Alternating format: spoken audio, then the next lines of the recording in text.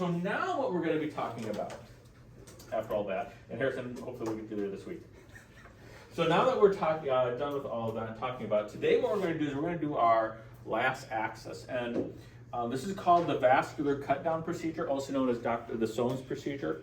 And it's called the Soane's procedure because this was the procedure that we did before Seldinger's methodology became widespread in use.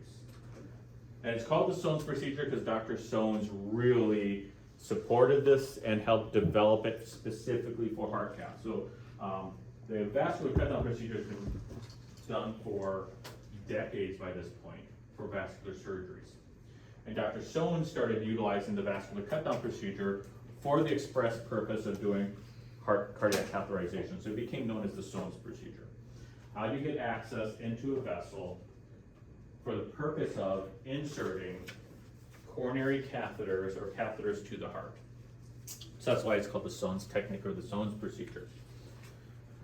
Now, I will warn you ahead of time that we're going to watch some gruesome videos, okay? We're going to watch videos of actual cut-down procedures. And we had gone away from teaching cut-down procedures because in the cath lab, you just simply didn't do them.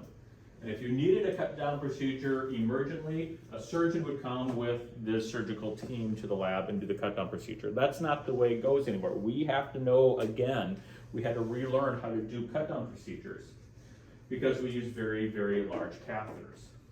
So basically, anything over 10 French requires a cut-down procedure.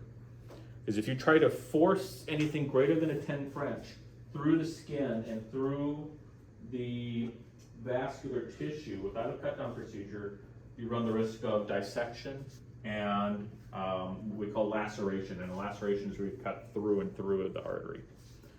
So a dissection is where you peel off the inside of the artery. A laceration is where you take your hole that you created in the artery and it starts to tear all the way through all the walls. So anything bigger than 10 French risks dissection and laceration. So we need to get into that vessel, but we need to do it in a way that's controlled and won't damage the vessel. So as you can see here, we're actually going to open up the skin. This is an open surgery. We're going to open up the skin and get access into the vessel. Okay.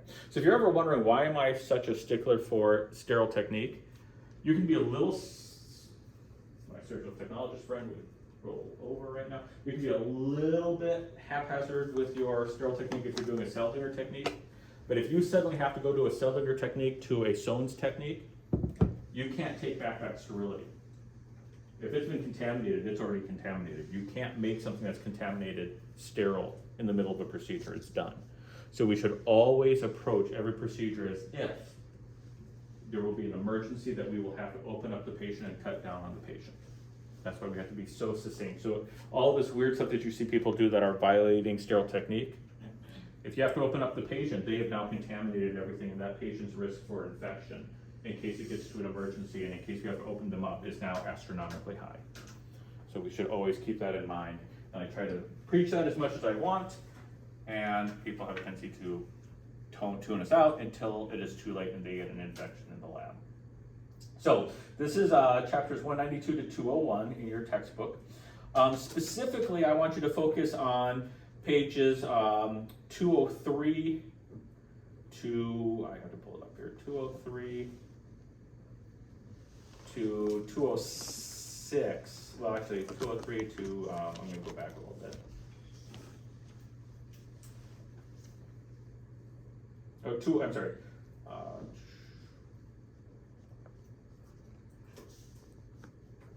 I'm looking at the old one. So 192 to 20. Wait a minute. 201? That's not right. 192 to 20. Oh, this is stuff too early. So 192 to 203. It says 201 here, but 203, 204. 191 to 204. So it's not the entire, or 192 to 204. So it's not the entire chapter, it's just that small section of this chapter. And there's lots of pictures in this chapter.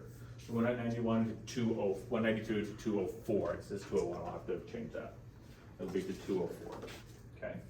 And it walks you step by step, which is what we're going to be going through today. However, there are some things that you have to know. There are new pieces of equipment that we need to be aware of. Okay. So this is the equipment that you'll see on a cut-down tray. On the EP lab, I see them. Yep, and that's a cut-down. So when we're doing an EP, we're cutting down into the surface looking for the subclavian vein. It's a cut-down procedure. So when we're putting in a pacemaker, that's a cut-down procedure. We're cutting into the skin. And so this is what you're going to be seeing in a cut-down tray.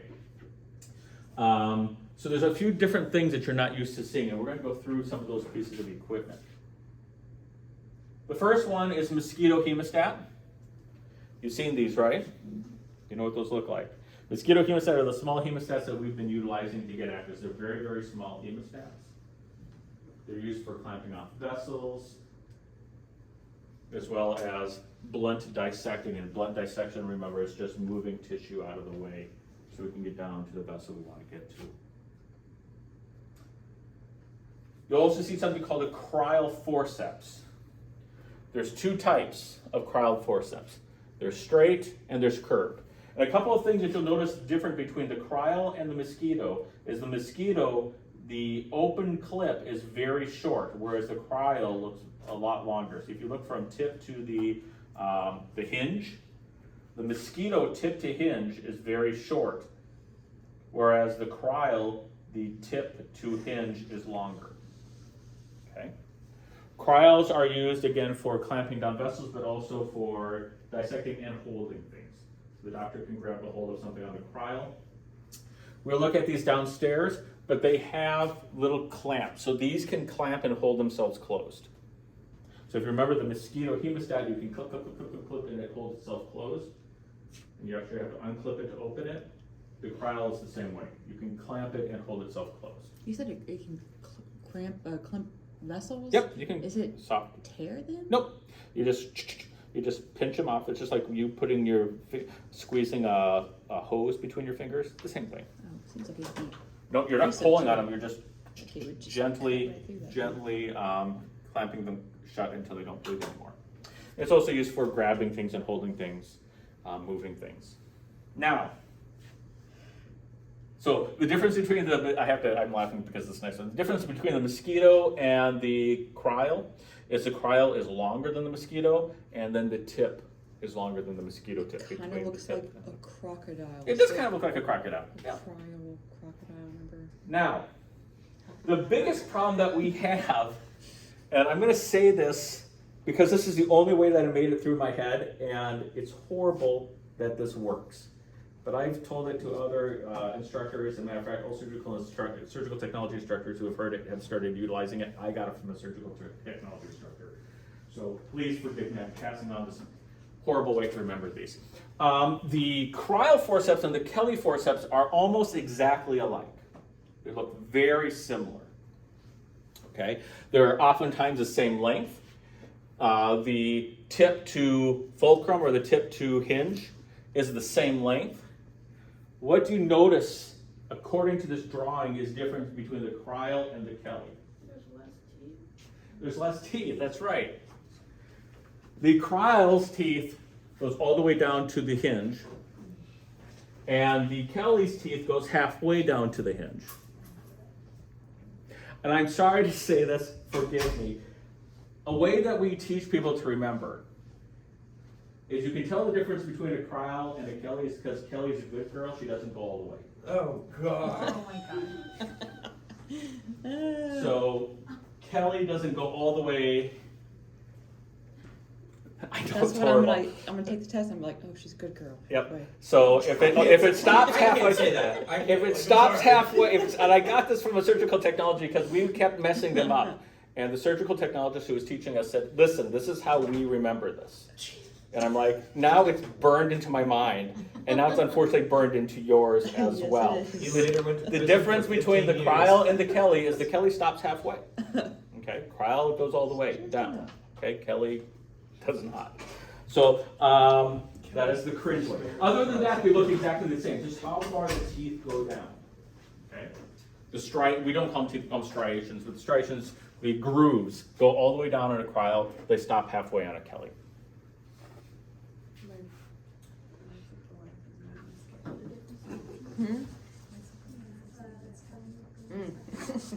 Good girl. So, Kelly's like first one, Carl's second. then we have the needle holders, okay? The needle holders are significantly different than Kryle's and Kelly's, and they're needle holders, they're not forceps. Forceps are clamps, devices to control, to move. Needle holders are specifically for holding needles, okay? Needle holders have a very, very short open tip. It's a very, very short open tip. The hinge is very close to the open up of the needles, and they're they're pretty long. They're about as long as a Kryle and a Kelly, if not slightly longer. But their open tips are very, very small. And people ask, well, why so long, such a small opening? And the reason for that is big movements of my hand out here causes little movements at the tip. Okay? So large movements of my hand into the handle will cause smaller movements at the tip because it's narrowed and the teeth are, or the open space is so small. So it allows me to have a lot better control over needles and suture. Okay? Small movements, large movements of my hand allow me to have small movements at the tip. And there's two types. There's what we call the straight striated or serrated. And then there's a hatched version where it looks like there's X's that are cut into the teeth. And some even have this little dip or opening that allows certain types of needles to be held a little bit more securely. The only thing these things are used for are suture and utilizing and manipulating the suture needle as you go in.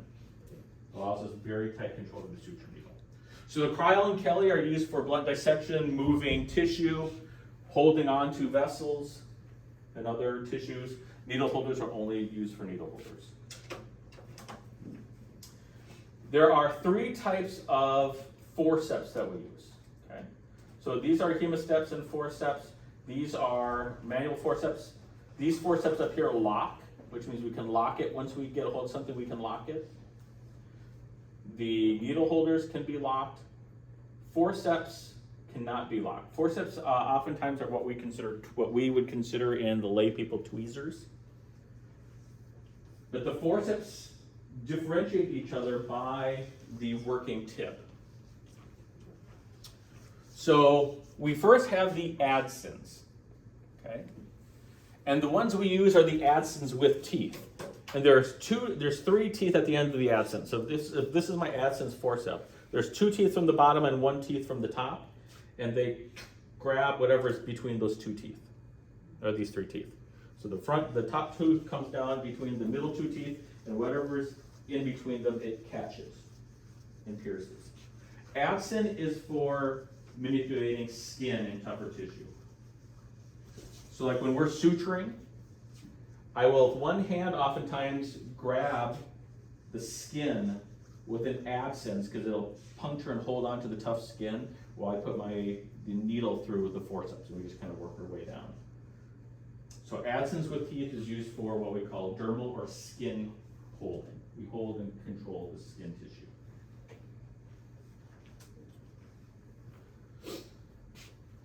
Okay. The next one is DeBakey. DeBakey is what you would consider your average tweezer. If you look at your tweezers at home, this is what a DeBakey would look like. A DeBakey doesn't have teeth on it. It has these little striations on it, or there's serrations on it, these little edges cut into it that are designed just to hold things. So that's what you consider your normal everyday tweezers that you use at home, or you might have at home. Those are more like what our DeBakeys are like. And they're used for holding soft tissue, like fat and skin tissue. You can grab soft tissue. And the reason we use these forceps rather than the Kryle or the Kelly is as soon as I let go, what happens to the tip of, as soon as I release the pressure, what happens to the tip of these forceps? They let go. Whereas the Kryle and the Kelly, when I squeeze them, they lock. So if I just want to grab and let go, grab and let go, grab and let go, are the Kelly or the Kryles the way to go? No, because they're going to have to unlock them and then reattach. These I can just grab and move, and just pinch things and remove them. Okay. The final one is the Russian forceps. The Russian forceps have kind of like a clam loop shape at the end. And the Russians, they grab and they hold on tight. In Russia, the forceps hold you. Okay, you don't put the forceps hold you. So the Russian forceps are there. They're good for fatty tissue. They hold because the fatty tissues will go into this little space right here. They're holding the fat tissue, it'll grab a hold in there, and it won't crush, it won't tear, it'll grab a hold of that fat and move. That's pretty good. Thank you. That's the Russian forceps. The Russians have this, so this is for fatty tissue. So the DeBakey is used for soft tissues. You can use it for fat, but softer tissues. But the Russian forceps, if you want to move fat out of the way, the DeBakey can tear the fat, whereas the Russian will grab and just hold on to the fat. The DeBakey, the pincing maneuver of the DeBakey can tear fat because fat is very soft tissue, whereas the Russian will just clamp on. The fat will fit into this little clam shape and it can move the fat tissue without tearing it. Okay, so we have skin tissue forceps, that's the Adson with teeth.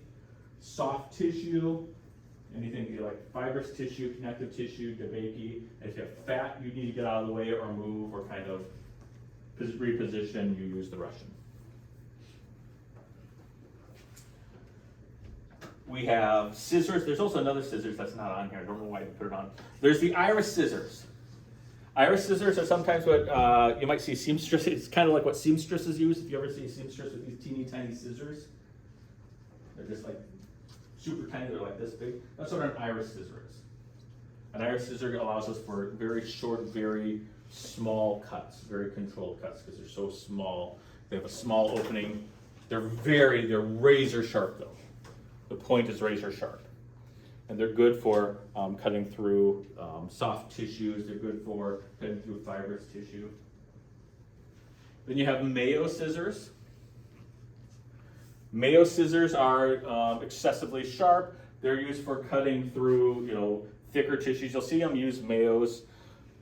Sometimes they cut through like the fascia, the connective fascia over the muscle when you're doing a bypass or over the arteries when you're doing a leg. There's also something called a Jones scissors, and a Jones scissors is between a Mayo. So the Mayos are thick, kind of fat looking.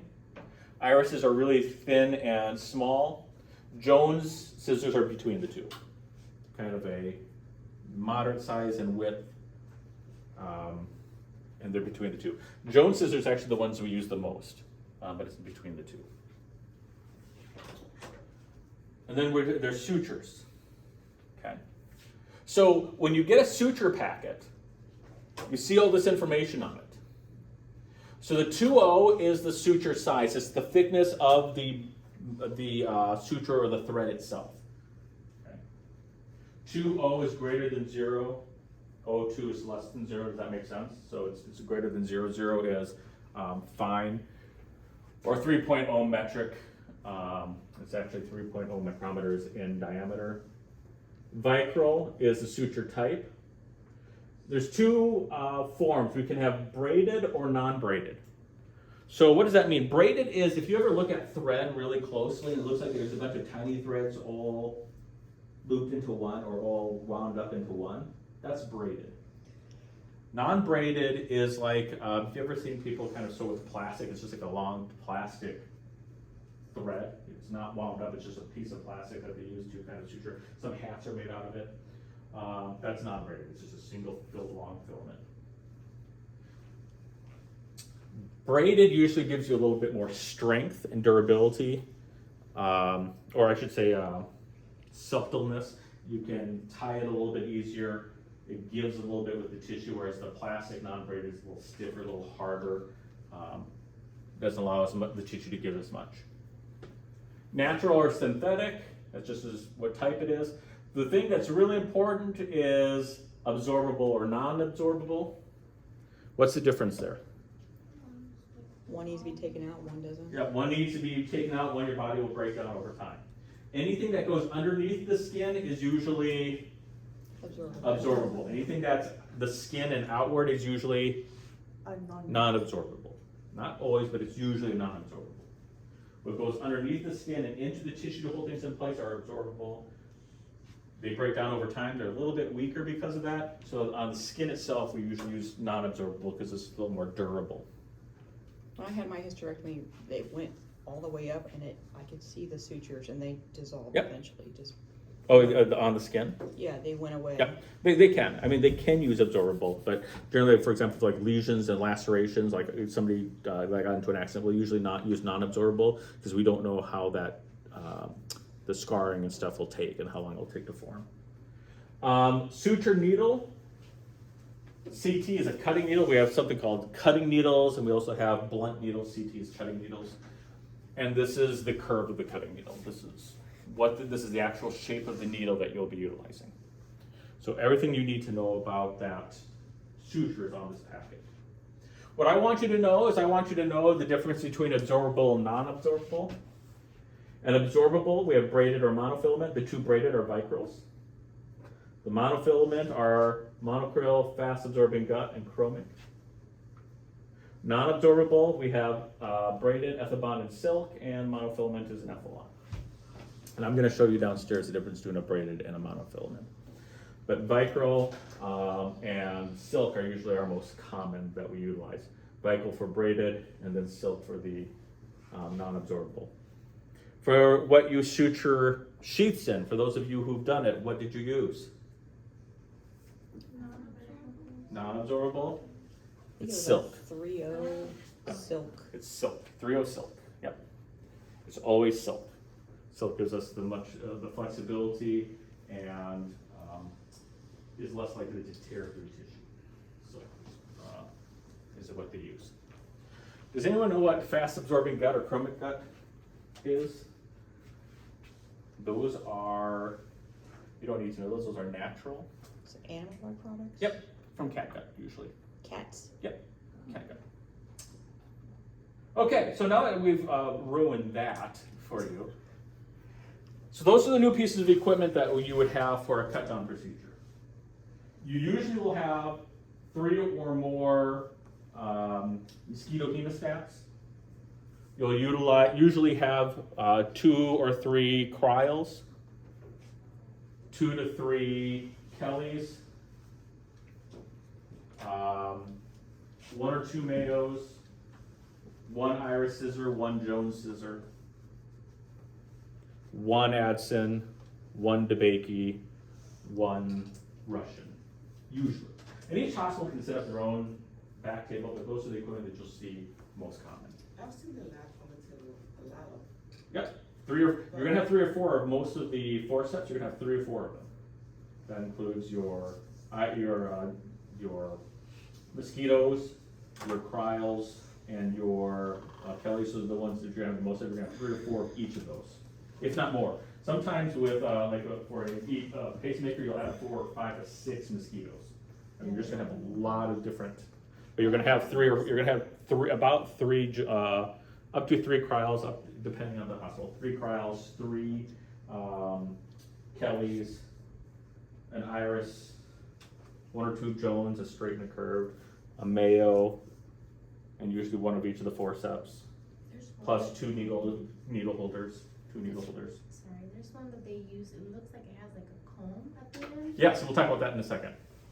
That is a special device that we'll talk about here in a second. I'm going to show that one to you. Just as for well. testing purposes, so the Mayo scissors, you said cuts tissue, but on there it says use cut sutures. You also can use the cut sutures as well. Okay, just Yep. for, Sutures, tissues. We usually use the Jones for the tissues. Those ones you use. we use a scalpel. Yeah. This is if you're doing a cut down. Scalpel, if you're just going to do a sheath, yeah, you're going to use a scalpel. You're not going to Yeah. drop on new equipment just for Okay. suturing a sheath.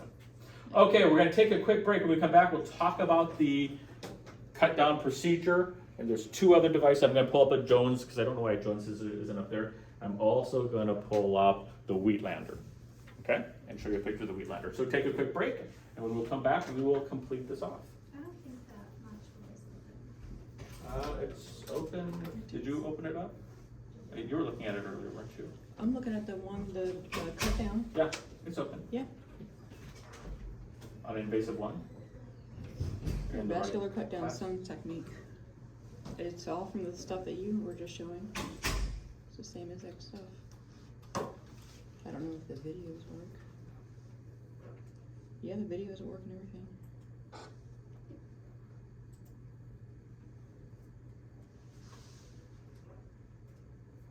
Okay, under it. Yep.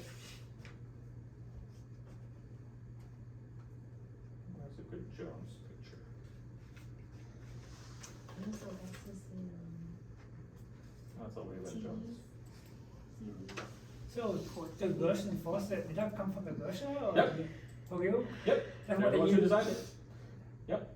I have all the faith. So we just yield down and then it's just like the column, Every time I don't wanna crawl out of bed, I'm like, Tochi's gonna be there, she be tired. interesting.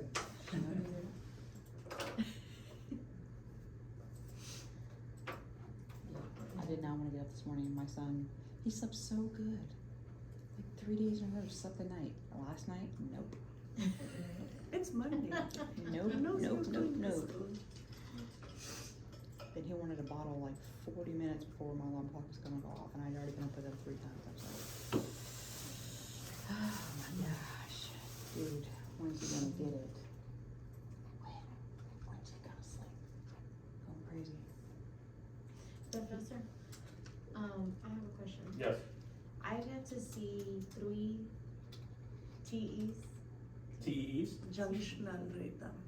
Yeah, TEs. Uh-huh. Why do they, like, how do you say, shock the heart?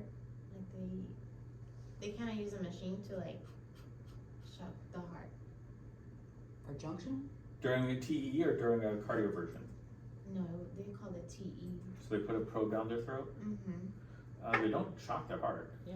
And then what is that? They're just taking a picture of the heart from the inside. They're putting a probe down the throat and looking at the heart from the inside. So they're not No, shocking. they did Some type of electrical stimulus? electrical, yeah. You'd have to give me more information, because that's not a normal TEE then. No? Yeah. Mm, If they're actually applying electrical activity to the heart, then that's not a normal TEE. yeah, they said, they were gonna fix it, and then they wait, they looked through it first, through the tube. And then, they had this little machine, and they kinda just, like, if they shock the heart or something, and then the patient kinda goes like this. It's just- Yeah, that's not a I straight, don't know that's not a normal TEE, unless they're doing a cardioversion, they wanna make sure there's no clot in the heart. But they would remove the TEE before they would ever shock the heart, because the patient could bite down on the TEE. Okay, I'll go ask what it was. You see how much they were doing this? No, I didn't get to see where I was standing, I only saw the back of the little machine. They look in there and make sure there's no clots. I haven't seen any, It's like they shot. I'm EP still not going things. to the EP lab. It's like always so far. It's Yeah, always, there's always have a lot of it's people. always Yeah. full in there, and I'm really not looking And forward I to don't know staying the for 6 people down hours. there too. My legs and back are gonna be on fire. I have a question. So, Take them dang foot look at inserts this one. out. This one. Why does it say it's this way? Does it say what? Horizontal. Voltage is measured, oh shoot. Voltage is measured by comparing the height of the spike to the horizontal lines of the graph. Time, because voltage is measured up and down.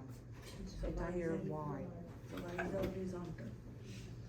It's horizontal, but you're measuring from here to here, up to down. It's like for time, you're measuring from how long in between these lines. So confused.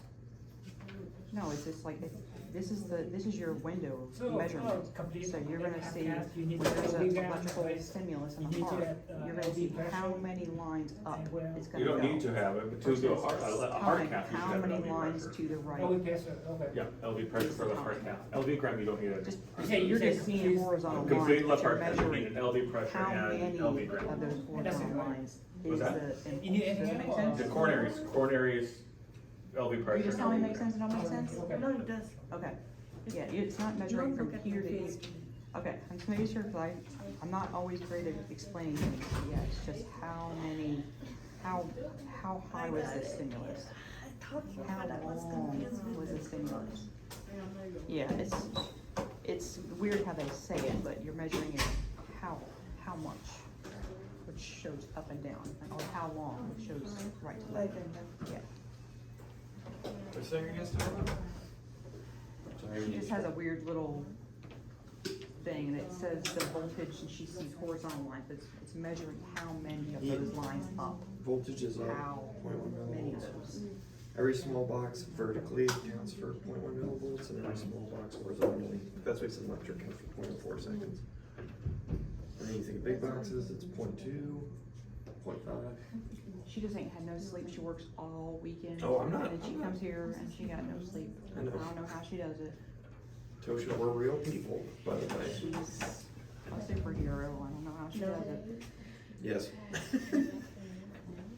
See, it's bad. Sorry, I if usually you're do looking this like that, like yes, yours. night shift, right? My professor not teach you like, but she's not a morning person. She teach like at 11 or maybe 1 or 2 p.m. Yeah, It's work, man. It's like I just get out of work at 6, 7 at night. yeah, You can't go to bed, you know, go, I live an hour away. Yeah. You know what I mean? So you do for 2 hours, then you know, 4 hours. There's no way. That's the worst I have to wait, like, you know what I mean, 3, 4 hours while she's teaching it. well, she does it, she's like, she comes here, and Yeah. then Friday, she goes to, Yeah.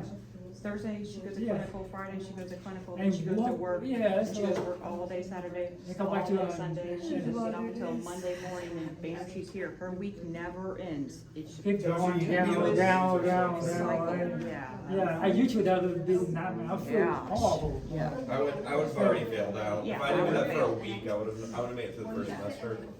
I feel horrible. That's like I usually. That's like. It is But what luckily, it like, is. the It class is. start 8 o'clock, you know what I mean? So she don't, I work straight to class different, you know what I mean? So she don't like kind of like lacking. I have a lacking, man. I don't watch so wasting time, you know what I mean? It's like, and then what, I go back home, sleep an hour, go back to work again? God, it's like, is it even worth it? Yeah. An hour? I'm just be mad with I can't sleep like that. If I sleep, I sleep. You can't wake me up. It's like, grizzly bear. Yes. It's hard, like, you know. And you see your kids coming in here. Oh, they know I could bite. He'll bite, he'll growl. I have a Yeah. friend who growls at me. Get out. Must sleep. Poor thing.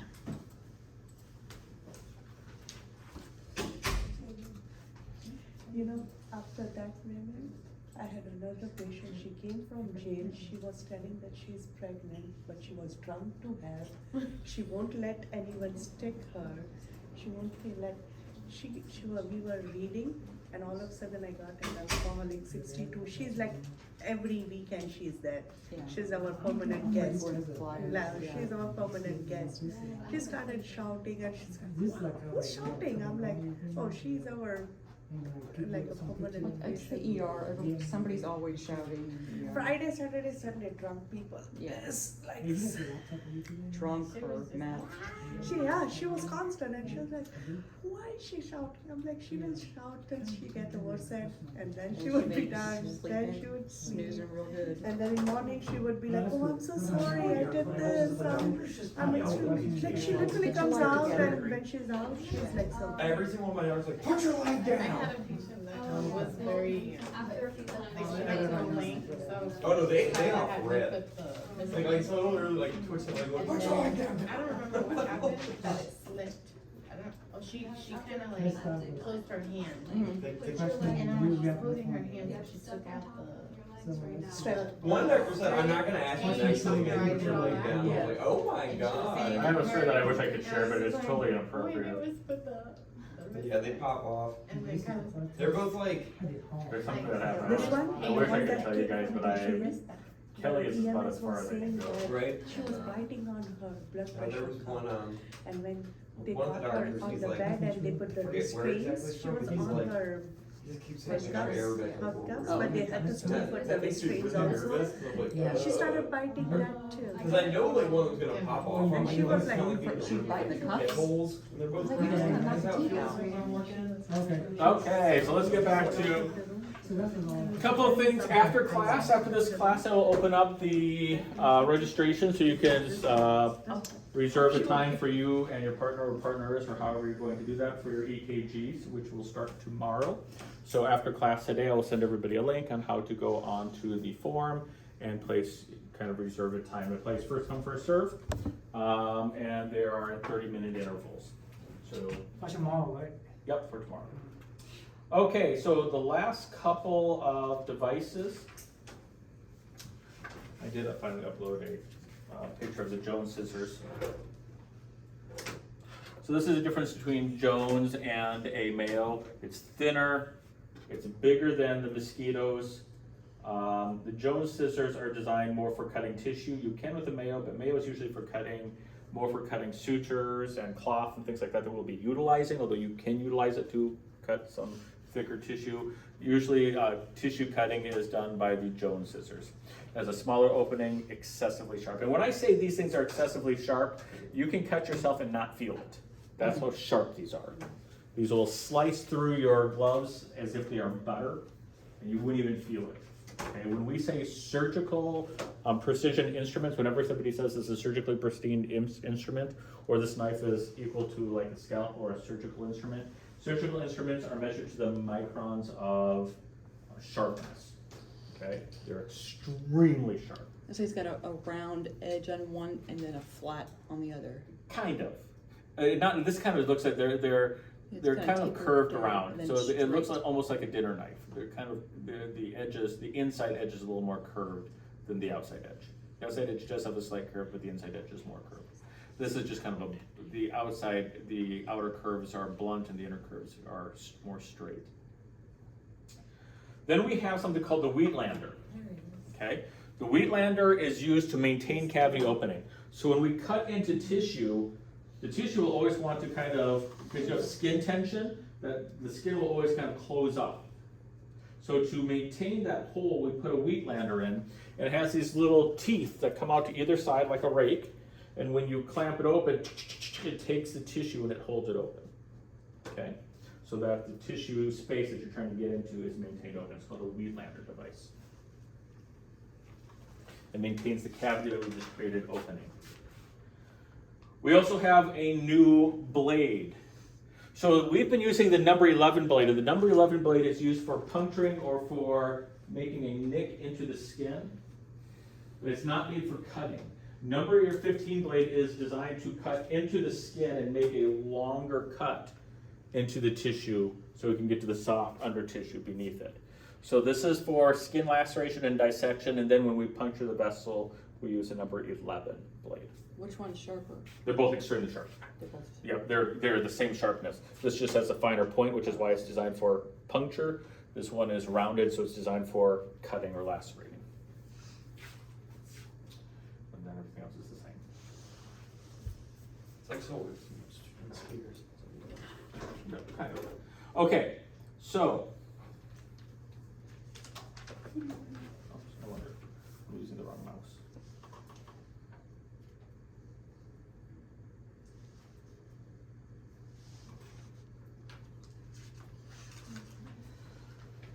So let's talk about femoral cut downs and why we would do a Sones procedure.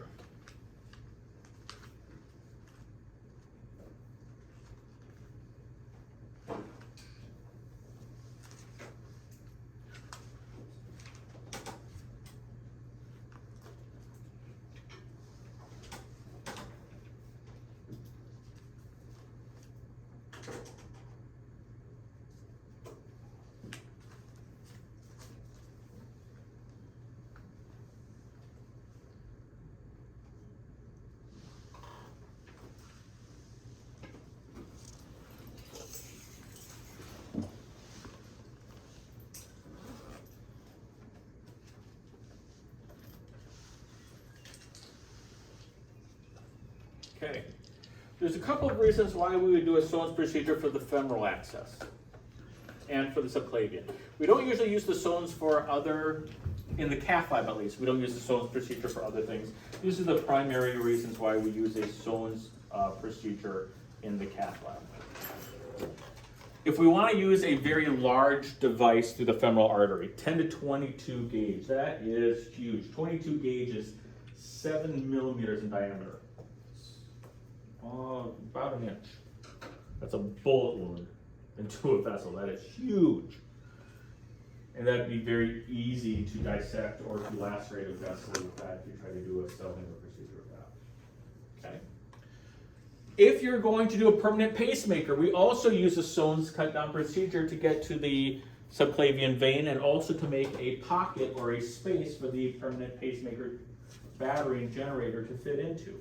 If you haven't seen a permanent pacemaker yet, one of our goals is to find the subclavian vein, which is hard to do as we know. And the other goal is to make a space inside the chest cavity, outside of the ribs, underneath the muscle tissue, or right in front of the muscle tissue, I should say, for the generator to sit and to be held. Okay, so we need to cut down and to open and create a cavity for that. There are other reasons, these are the most common reasons.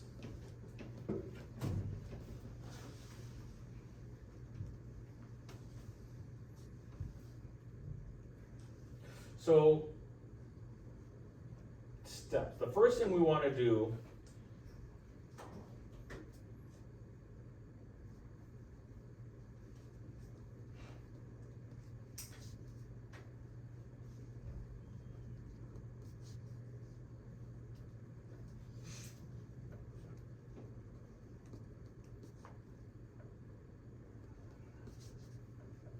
for the anesthetic or the for numbing it, we're going to use significant amounts of lidocaine, 10 to 20 cc's of lidocaine, 1 to 2%. How many of you have seen a pacemaker? How much lidocaine did they numb it with before they started? It's usually 2 syringes worth of lidocaine.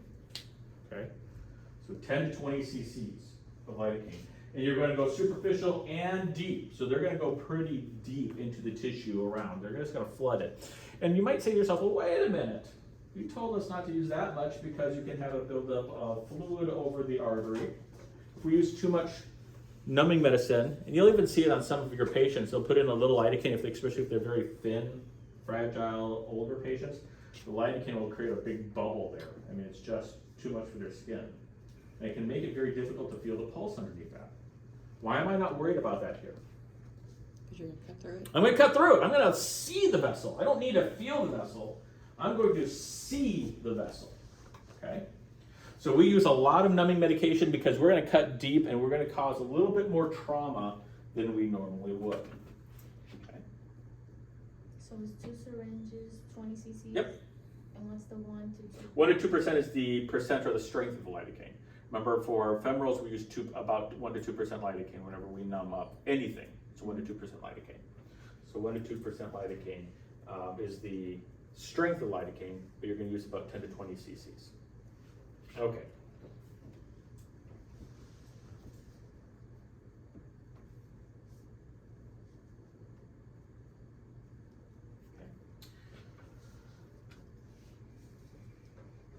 So the second, once it is numbed, and you're going to let it sit there for a while, the next step you're going to do is you're going to take the number 15 blade. You're going to take you're going to make a 5 to 7 centimeter longitudinal cut over the femoral pulse. What does that mean?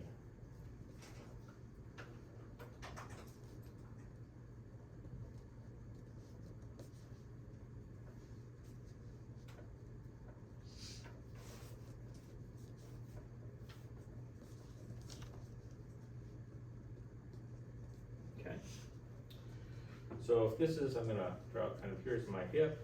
If I felt my femoral pulse right there, I would take my number 5 blade and make a 5 to 7 centimeter cut right where I feel that femoral pulse with the number 15 blade. Remember, the number 15 blade is the rounding blade. We just take it and cut into it and slowly dissect that tissue out of the way. And it's longitudinal, which means it's up and down in the length of the length of the blade. For the femoral approach, we did a horizontal cut. We just made a little horizontal nick right where we're going to puncture. But when you're cutting and making an incision, there's things called lanyard lines in the body, which is how skin grows. And the skin grows in lines pretty much vertically up and down your leg. If I cut horizontal to that, you're going to get more scarring. So if you cut along with the linear lines of the skin, you're going to get less scarring when you bring it back together. Okay, so we want to cut longitudinally when you're making large cuts. When we're doing a femoral cylinder approach, we make a small longitudinal cut because we don't want it to spread. But with the femoral cut down approach, we actually kind of want it to spread a little bit so we can get into the deep tissue.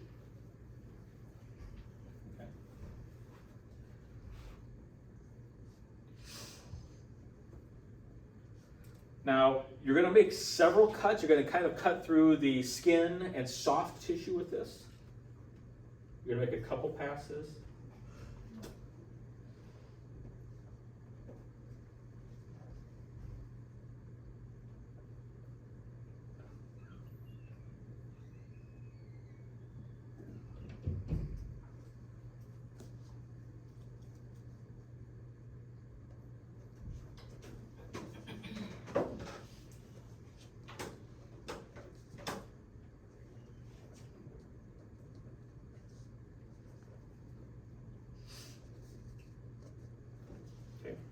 And you might also use something called cautery for dissecting, for ablating capillaries and cutting through fat. Cautery is basically an electrical knife. It's hooked up to a machine. If you're going to use cautery, the patient has to have a grounding patch on because the electricity will pass through the knife, through the skin to the grounding patch. But the cool thing about the cautery knife, the cautery means to clot or to cause things to clot. You can actually sear the capillaries closed so they stop bleeding. And then you can apply longer cuts and it will actually cut and sear the tissue going down so it doesn't bleed as much. The initial cut should still be made with a number 15 blade because cautery doesn't do skin very well. But once you get into the soft, moist skin, you can use the cautery device and make small cuts. You'll know that they're using cautery because you'll see smoke, because they're ablating, they're vaporizing tissue. And if you've ever seen a pacemaker, there's a smell with cautery that you can't forget, can you? When you smell it, you know it. And it's burning tissue. And there's a smell that you get. Nowadays, we actually hook up oftentimes a suction to suck some of that smoke out because it turns out that burnt skin is caustic and might be a cancer-causing chemical in the lungs. So we try to suck some of that smoke out, but there's a scent that you get, there's a smell that you get when you use cautery because you're vaporizing tissue. Can you explain What's that? what's cautery again? That's just, it's an electrical knife. It is just electrical stimulation. Okay.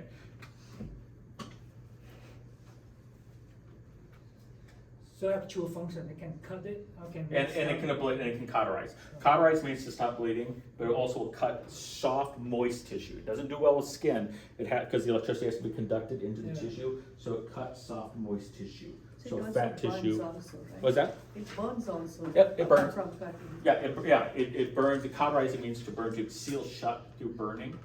So it's cauterizing, it's closing off those capillaries through that. So they use like electricity, something like to make the vessels stop bleeding? The smaller vessels, the capillaries, not for bigger vessels, not for bigger vessels.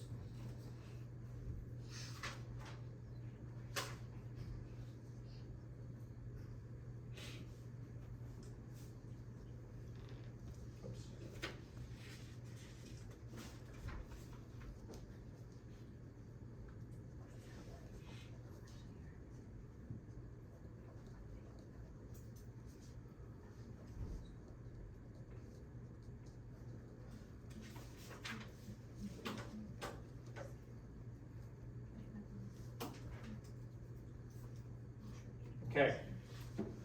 Next, you use the Jones scissors to continue to dissect through the connective tissue down to the vessel itself. So the cautery is good for cutting through the fat, which is the external, more what we call superficial tissues. The superficial fat tissue, or superficial tissues underneath the skin is fatty. And then you get to this more tougher connective tissue that surrounds the vessels and kind of holds the vessels in place. And so you'll take the Jones scissors and start to cut through and dissect those tissues as well. You might still need to grab the cautery because as you're cutting through the connective tissue, there might be still some capillaries there that will bleed that you need to cauterize and seal up, but you're cutting through the connective tissue all the way down to that vessel open, or to the vessel itself.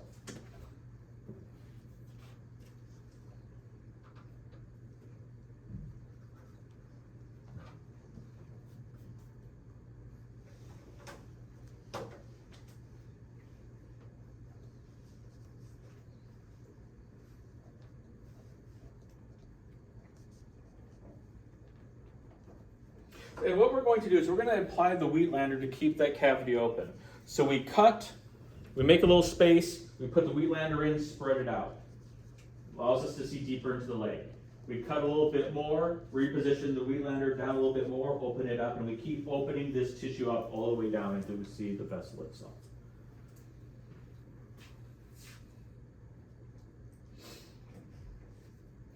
So it's cut, open, cut, open. Well, it's cut, spread, cut, spread, cut, spread, all the way down to the vessel itself. Okay. Now, the next few steps are a little bit, I'm trying to move my paper with my mouse. Like? The Wheatlander, Just like a cone, man. That's the one that looks like. once it pulls up here, I'm just trying to blank on it. do it again. Is that device up there? Okay. Okay, so you apply the Wheatlander deeper, deeper, and deeper into the cavity itself.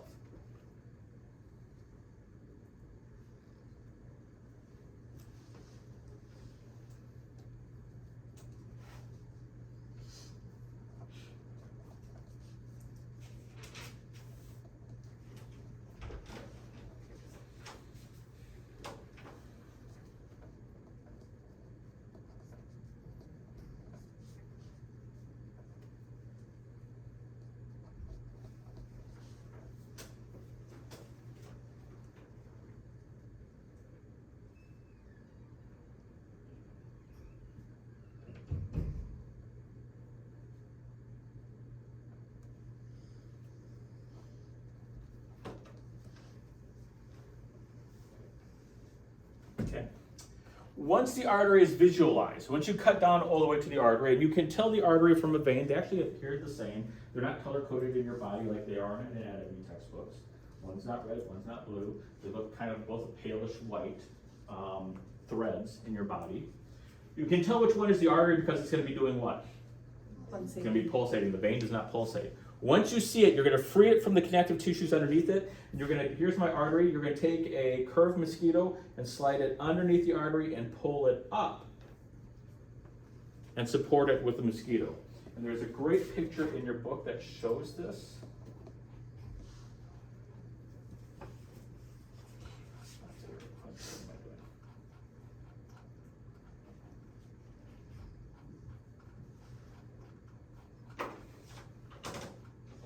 There we go. It actually shows it in the first half. This is a brachial, but you'll do the same thing with the radial. You'll go underneath the artery and pull it upwards so that you have control of the artery.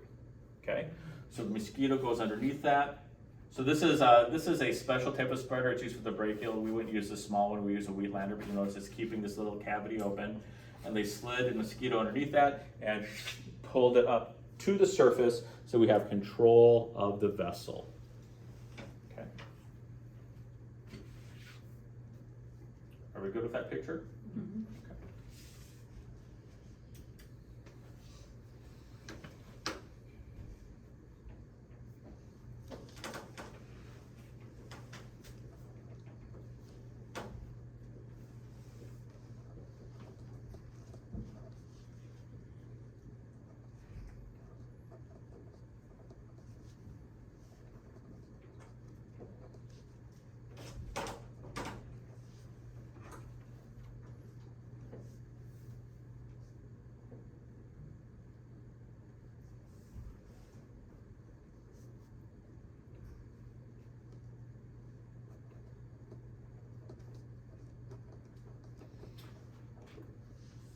Using two of the mosquito hemostats, you're going to slide what we call silicone vessel loops underneath the artery, as well as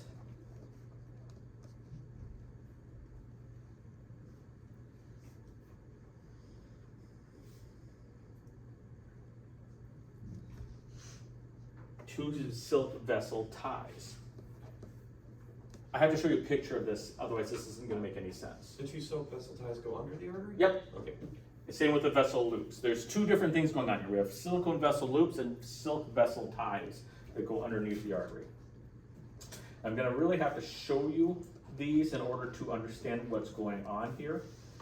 So the silk vessel loops I'm gonna show you a picture here. This is in your book, so if you're wondering, where is he getting these pictures? These are all in your book. So these are the silk vessel ties. They actually put a silk suture around the, in this case, the brachial vein, just so they could differentiate the vein from the artery. But you'll notice that they have two silk vessel ties, and they pull it straight and they clamp them to the drape so that this artery is going to be supported not by my mosquito hemostat that brought it to the surface, but these silk ties, kind of creating a hammock. They kind of create a arterial hammock. So these vessel ties are clamped to the drape. And so that keeps the vessel elevated, so it's easy for us to get access to it. Yes? So like, how do they get under the vessel? Do they like? Yep, they take a, well, there's two different ones. This is one and this is one. So they take a mosquito hemostat and slide it through. I put one end of the silk to it, clasp it, draw it through, attach it here. I do the same thing here. I slide a silk underneath it, grab it with mosquito hemostat, draw it through, attach it there. So it's like this. Yep. under the- Okay. Yep. It's wrapping it like this, holding it up. The silk loops or? Yep, these right here, these are what we call silk supports. So is that is like a. Or vessel ties. Nope, it's just holding it like this. So it's like if I put a string underneath my finger, and then I pulled both ends of the string over here, it's supporting it So up. there are two strings? Yep, there's one holding this direction and one holding this direction. Yeah, it's going this. Nope, this one's going underneath and around here, and this is going underneath and around there. Okay, okay. Is that a silicone or that's a? Those are silicone. Now for the silicone ties, we have to go down here. The silicone ties go on the inside. And so these are silicone so it doesn't show you here, but here would be a silk tie here, and there'd be a silk tie here. The silicone vessel loops then wrap around separately, and we pinch them off to the side. What we're going to use those silicone vessel loops to do is we're going to actually ligate this vessel closed for a period of time. Okay? So we have two vessel loops supporting the artery. And then I have the silicone, it's kind of a rubbery, almost latex, but it's silicone. These two silicone loops that go under the artery on the inside of the vessel loops, or on the inside of the silk ties. So if I draw a picture of it, I have my artery here. I have one silk loop here holding this end up, and one silk loop here holding the vessel up. And then I have a silicone tie that goes underneath the vessel here.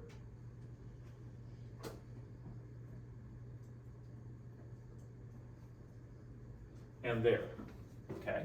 So I have the two silk vessel loops holding the vessel up, and then these silicone ties, or these silicone loops, go underneath on the inside of those loops. Okay? So in that, the things on the inside of the diagram, can you just tell me like silk loops, silk ties, like can I point at them?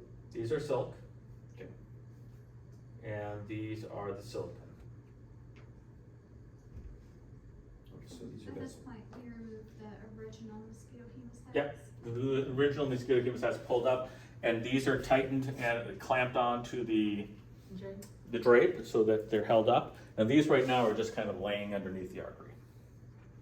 Okay. But they are tight. These two? Yes. the No, silicone. they're just laying right now. There. They're Okay. just there. We're gonna do that next, Okay. okay?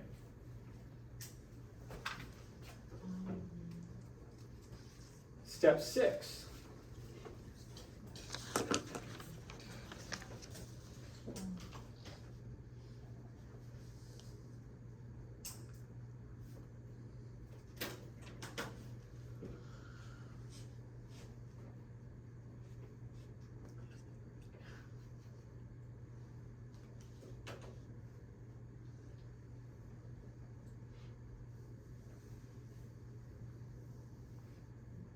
Does anyone know what it means to ligate? Tie. Tie off. We can't see. Oops. It'd be helpful if you could see. So here is my vessel.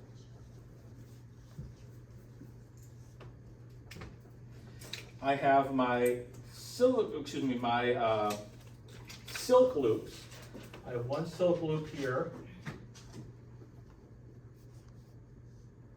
holding this vessel up, and I have one silk holding that vessel up, that side of the vessel up. Underneath this, I had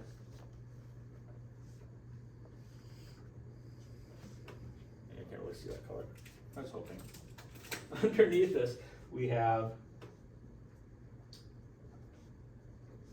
one silicone loop here and one silicone loop here. What we're going to do is we're going to take those two silicone loops that are just kind of laying there, and we are going to tie them up and cinch the artery closed, completely closed. We're going to cinch the proximal segment. If blood is going in this direction, we're going to cinch the proximal segment up first, and then we're going to cinch the distal segment up next. What are we doing? What are we trying to do to the segment? We're stopping the blood flow. Why do I cinch off the proximal first before the distal? There's a reason for that. To stop the blood from. That's right. I don't want new blood to enter into here, and any blood that's already entered into here, where is it going to go?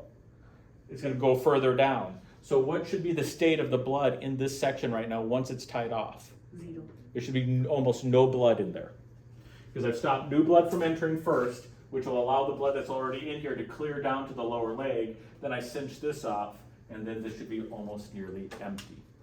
Can you define ligate real quick? Ligate means a suture to tie off. We're going to totally tie it off for a brief moment. Temporarily then, right? To tie temporarily would be a ligate or just? It's just temporary. We're just tying it off, so it's completely cinched off.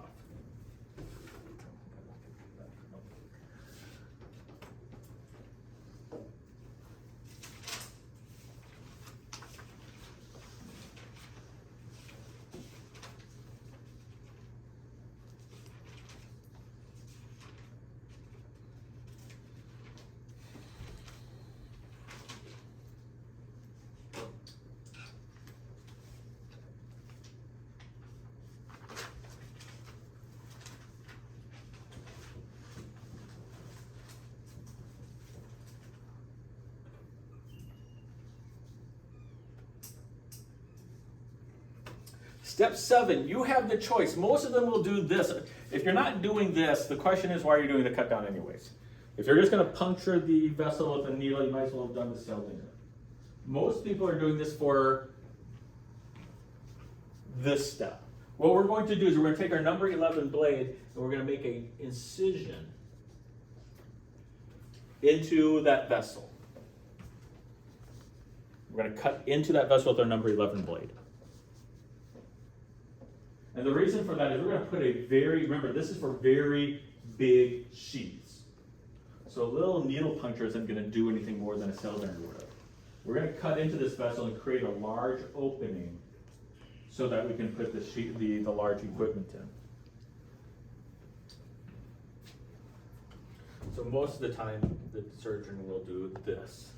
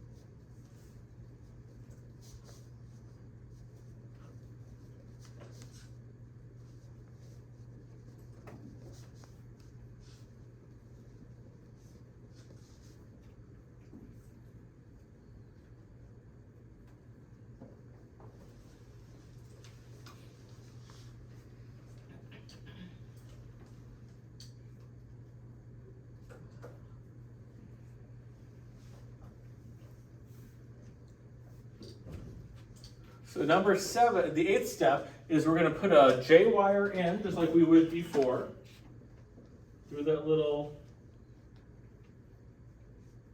hole we made.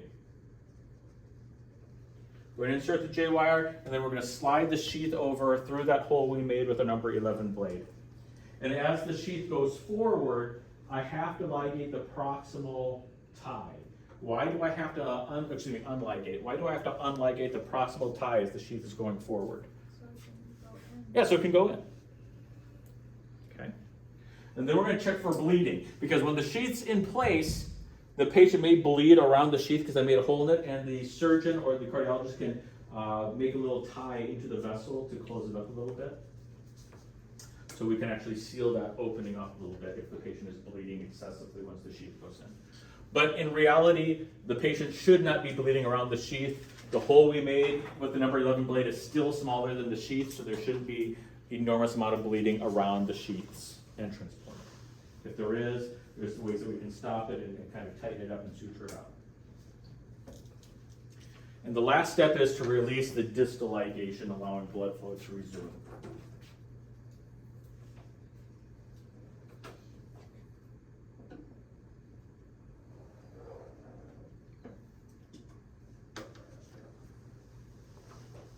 That way blood will reflow around the sheath once it's in place, and blood flow will be restored down to the lower leg.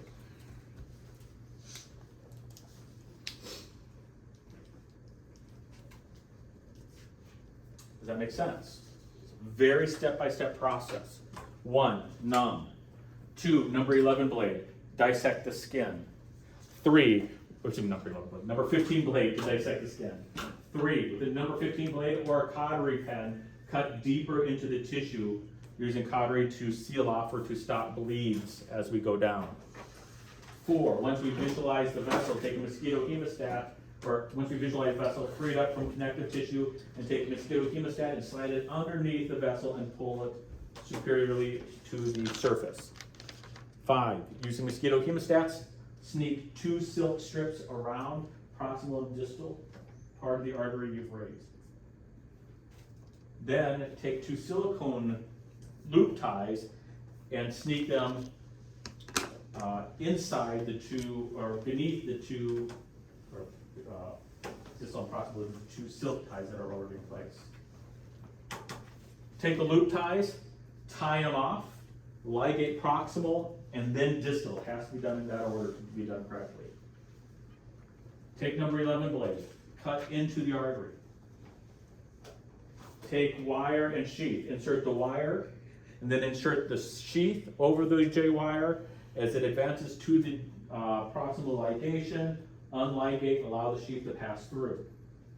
Check for bleeding, release the distal ligation, restore blood flow down the leg. And now you can go ahead and do your procedure as you need it to.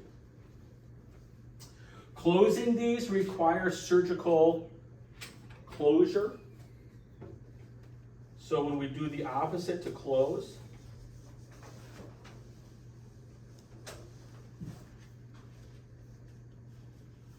notice I didn't remove the silicone ties, I did not remove the silk ties. They're still there, they're just untied.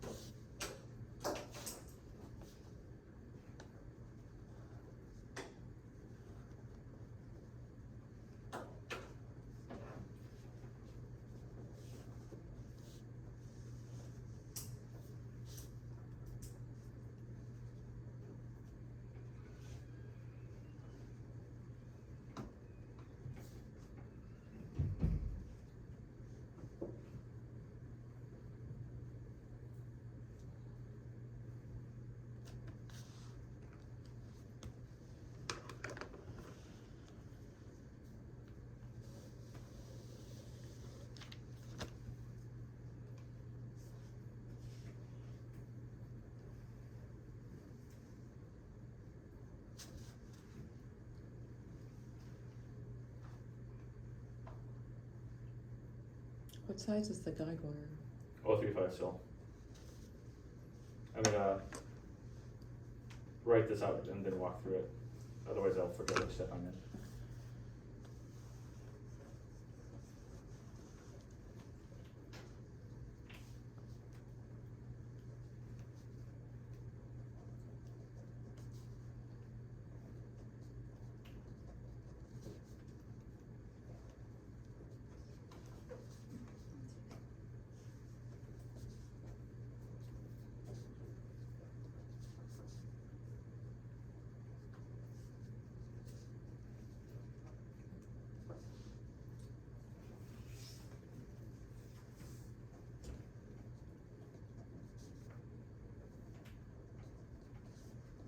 Okay.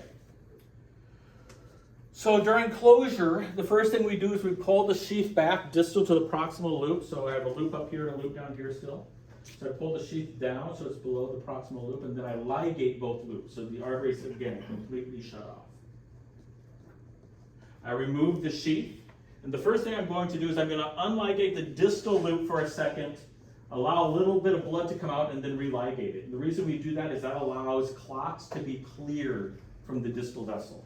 So while I ligate it, if there was any clot down here that formed, if I unligate the vessel, blood's not coming down this direction. Blood always wants to go to the path of least resistance, which is now the room, it's open. So blood will actually move up from the leg, clearing out any lower clot that might have built up into the leg, and we religate. Then I unligate the top, allow any clot that could have formed in this direction to be pushed out for a second, and religate it. That has cleared out possibility of clots proximal and distal. Then we close the surgical wound. Oftentimes when you do a cut down, they'll actually put percloses in place before we begin. So the perclose sutures are already in place, and all we have to do is tighten them up. Or a vascular surgeon will come in and suture the vessel closed with Vicryl, a absorbable suture. And then you would suture the tissue with Vicryl underneath the skin, and then you suture the skin with Ethibond or silk. Yes? So when we're letting it to bleed, do we like have any device or like do we just wipe it with gauze? Just wipe it with gauze. You just let it bleed for a second, or suction it up. You might have a suction device that suctions it up. Okay.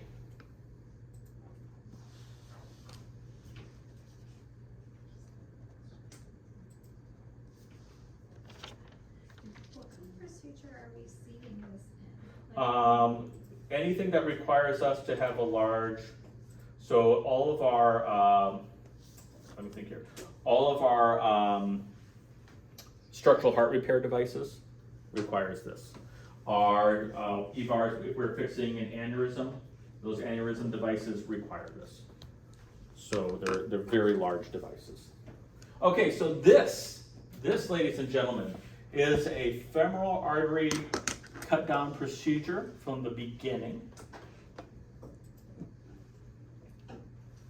The surgical exposure of the right femoral artery. Notice he's doing longitudinal cut, 5 to 7 centimeters. He's using a number The 15 longitudinal blade, incision is made onto the skin, exposing the fatty tissue underneath it. The femoral artery is located by feeling for the pulse, or by feeling the atheromatous artery and the groin, or Now he's using, prior to surgery with the it looks like that's a, those are, that, now he's using some prial woods to kind of hold the tissue back out of the way. And now he's using a Jones scissor and a cautery. So this is the cautery device that is, well, actually this is an Adson's device. He's using an Adson's device to hold it, and he's using a Jones scissors to cut the tissue underneath. Are found to lie deep to this Using layer. a Jones scissors to cut and dissect it On down. this occasion, the surgeon is using the Makindo blunt-ended dissecting scissor and the bipolar diatome in his left hand. There's the Wheatlander. The self-retaining retractor, such as a mastoid retractor, Also known as a mastoid is retractor, but it's a carefully Wheatlander. placed into the wound.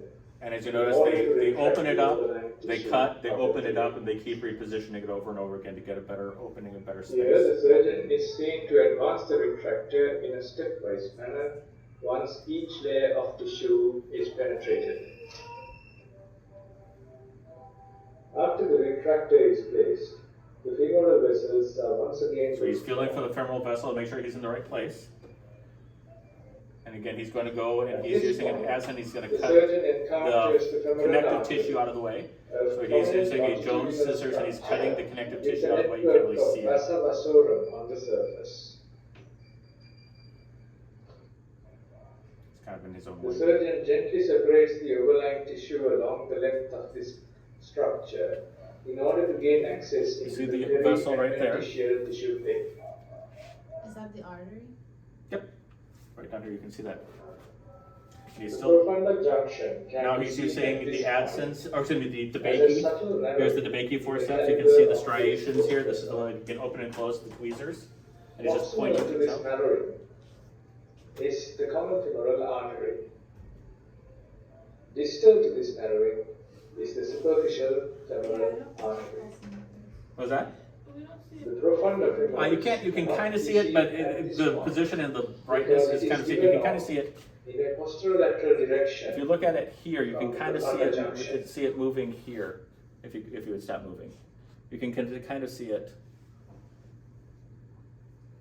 You can kind of see it pulsating down there. It's not a big pulsating, but it is moving. It is kind of almost looks like a worm wiggling. He's kind of drawing things off At so you this can see it better. point, the surgeon carefully dissects on either side of the common femoral and superficial femoral arteries while avoiding the profunda femoris. It's also blurry. The gentle use of the scissor inclined You notice away he's the freeing it. soft He's tissue freeing up that artery from the connective tissue that holds it in place. That will heal back and grow around it again, but right now he's just separating it out. And that's so you can get the vessel ties underneath? Yep. Four pockets are thus created on either side. So he's of making, the like he common said, he's femoral creating these little artery gaps on either side. and Yeah, yeah. The superficial femoral artery.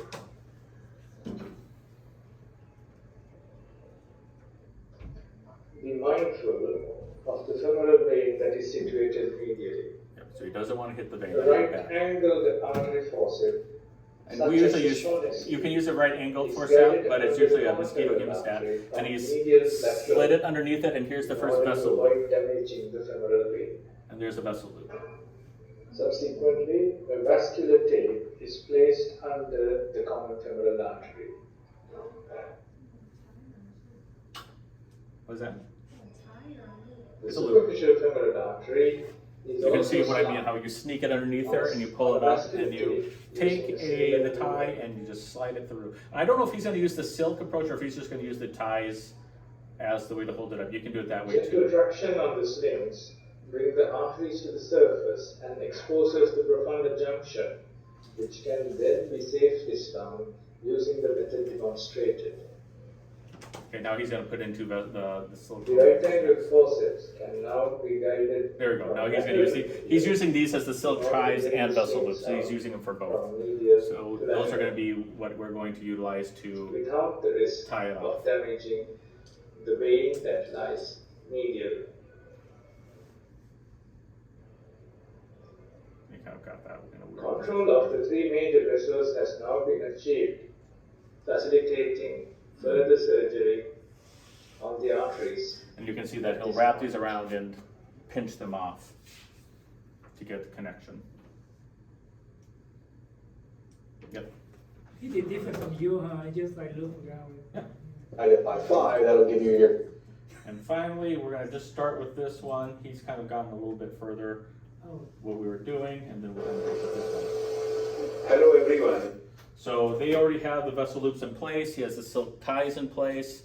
He has the vessel loop in place, and now they're going to get access. They're going to actually see him get access into that vessel. Today in our city-based educational video series, we will be discussing ischemia of that limb, and the patient presents mostly with pain in the limb. So they're trying to take a blood clot out of the leg. So this is a venectomy. Or embolectomy. The incision for this procedure is a longitudinal incision which is given over the mid-inguinal point. So he's going to do the same thing. We're going to kind of skip through this here. This is still femoral. So he has the tie up here. Now he's going to do another tie down here. Here's All the branches of the common femoral artery, that is superficial femoral and the profunda femoris arteries, are exposed and they are looped. Here one can see the profunda femoris artery being looped. The profunda femoris artery So he has the two goes loops vertically here, down here. into the thigh in the deeper plane. So if you look, this one here and this one here are keeping the vessel up to the top. And now he's sneaking another vessel down underneath. Once all the three arteries are looped and secured, then the patient is heparinized. The systemic heparinization is done, and the heparin is normally given used for doing the embolectomy to reach a target ACT, that is activated clotting time, is being prepared here. The stillet has been removed from him. We test the balloon of these catheters. So he The did it balloon like this is a little bit bloodier. for embolectomy. Less stricture later on. So he's made the whole, Yeah, the so he's bulldogs are ligated, so he's ligated here. Do you see how he's tied off the vessel really tightly with two of those vessel loops? Here and here, so there's two tight lesions that he has, or I'm sorry, here and here. So there's two tight lesions that he has created, cutting off the blood flow through that vessel so that when they enter into the vessel, it's not gonna bleed Being applied as much as it in can. the distal as This well is as just a in the little clamp that you proximal can use. The first instead of the bulldog has vessel been loop. applied into the superficial femoral artery.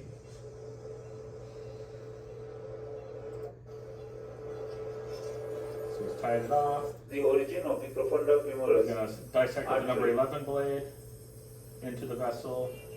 The bolus is already popping out, and once we have cut There's this the small clot, and there's a bolus clot in has place, come so they're out gonna remove from the this clot. side, and there is a bleeding, active bleeding. This bleeding is And actually he starts to profunda bleed femoris significantly, vessel so they is now tightened, tighten it up and here. there is no clot So out. they didn't have this tied off as tight as they needed to.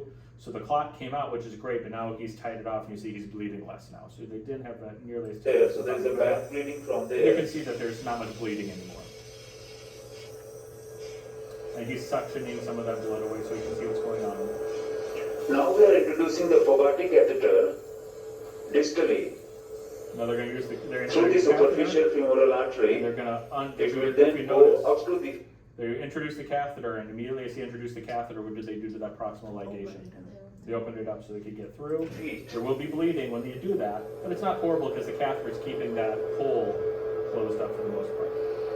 The Fogarty catheter, when it is passed very gently with the balloon deflated. And you see, there's a little bit of bleeding, but not a horrible amount of bleeding here. However, we'll stop there. What he's going to do is he's removing a clot with something called a Fogarty catheter. It's a special type of balloon catheter that goes up into the vessel. You inflate it, and as you pull it out, guess what it does to all that clot? It just brings it with it. And if we played it through, you would see this big clot pop out, and the balloon would pop out, and then they would ligate it off and then close it up again. Okay? So, again, cut down a blade if you need to keep under control of the bleeding.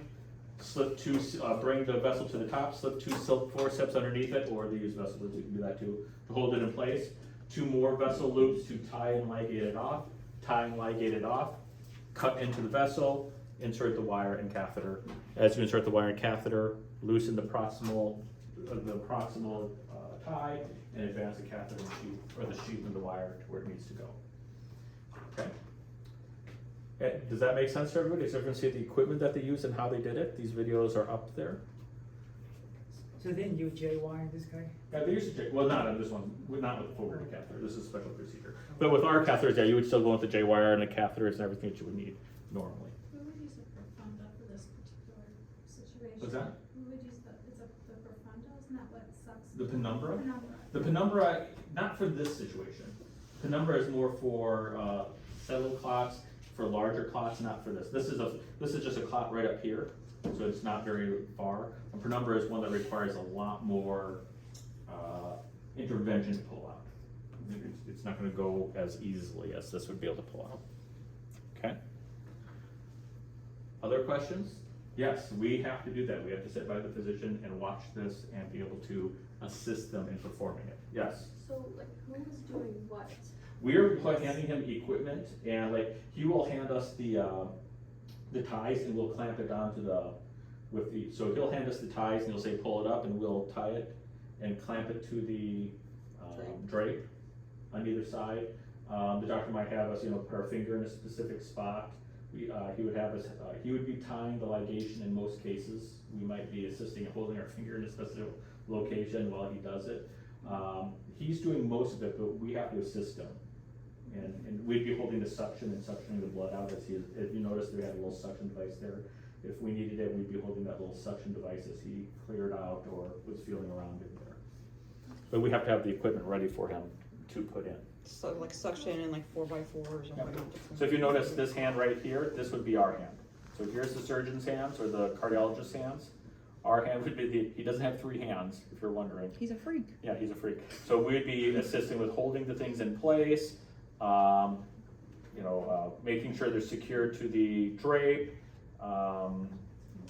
offering him equipment when he needs it. There are certain times when, you know, he might actually, when the mosquito is in place, if he's having difficulty maneuvering it, he might actually have us hold the mosquito that's in place as we grab the loop and pull it out for him. So it's really physician directed what he wants you to do with these cases. So when you have the bleeding like this, are there chances to get a hematoma or something like that? No, because it's an open wound. Where's all the blood going? So like after the procedure is No, done? because they're gonna surgically suture that closed. Okay. No, because before you close the skin, you're gonna see, is this artery bleeding anymore? I mean, you can visually see it. So there should be no bleeding. You suction up all the extra blood, there's no visual healing, so there should not be any significant hematoma. Because you can see it before you close it. And does those silicones ever like cut through the Nope. artery? Unless you pull really tight, no. Silicone is a very subtle material. Which is why latex is less forgiving than silicone is. So how far distant from 1 to 2, like 10 centimeter, 20 centimeter, too tight? The loops Yeah. are several inches long. They're like, I think they're 6, 7 inches long. So you Okay. can attach it pretty securely. That's pretty long, 6, Yep. 7. About this long, they come out about this long and looped up, so they're up long. Okay, so today in lab, we are gonna be doing radial approaches. I'm gonna be showing you some of these pieces of equipment. Your next test is a week from today. On Wednesday, we'll be doing a review of the devices. We're gonna be doing a review of devices, approaches, and access. Sound good? Okay. Yep, yep. I will see you guys all downstairs. Anyone studying for the EKG test before our lab? Where are you gonna be at?